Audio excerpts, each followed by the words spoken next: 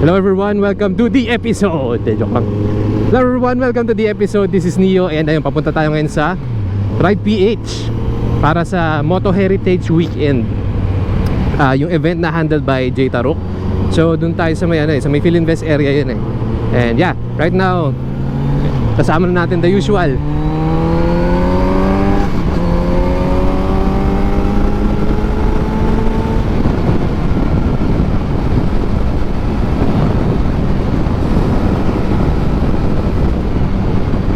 Namiss ko to. Nakabuelo na ulit. Bago na kasi yung gulong. Ayun na, bumakbak na.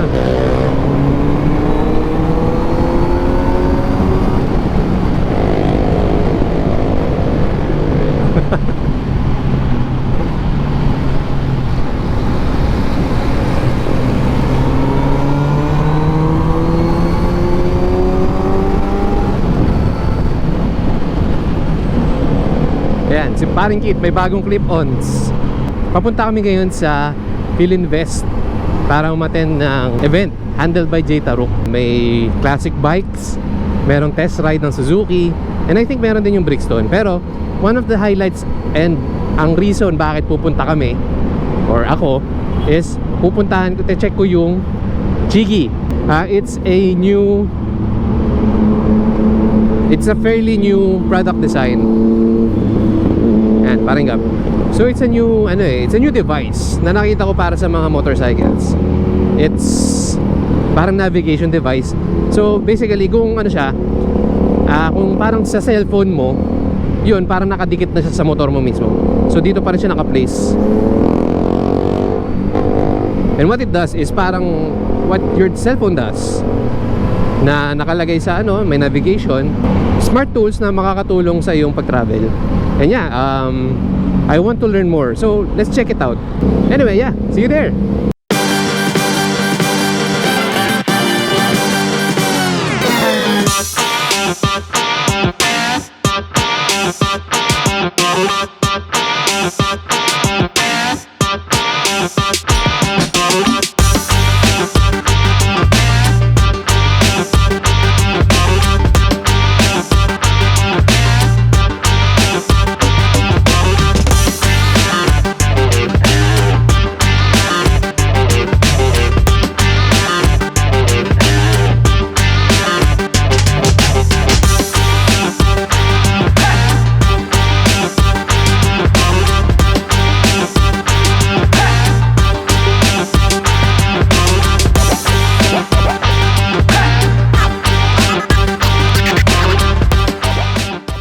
Sir, can you tell me more about the bike? What's the name of the bike? This one, sir, is Brixton.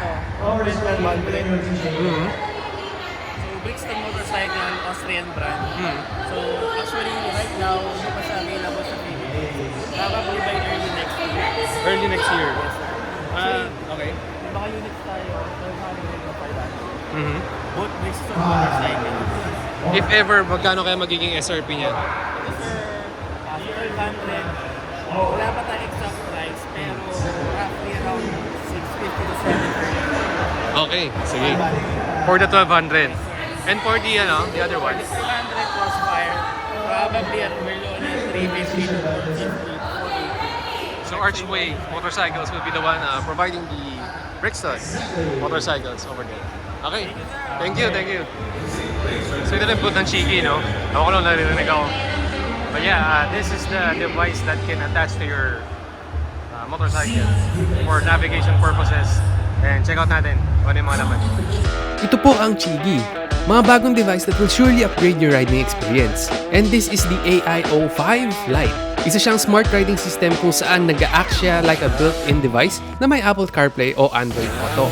Bukod doon, it offers safer riding and added security sa motor mo, with the front and back cameras that will record automatically if nagalaw bike mo while turned off. Applicable din siya to smaller sized bikes like this Vespa over here. I found this interesting too. Fast charger siya and can act as an emergency outlet sakali madiskarga yung motor mo. Just make sure na may baon kang power bank. Dagdag mo pa itong G3 to constantly monitor your tire pressure throughout your ride. I'm really excited about this product and hopefully we'll test them out very soon. Kaya stay tuned lang po.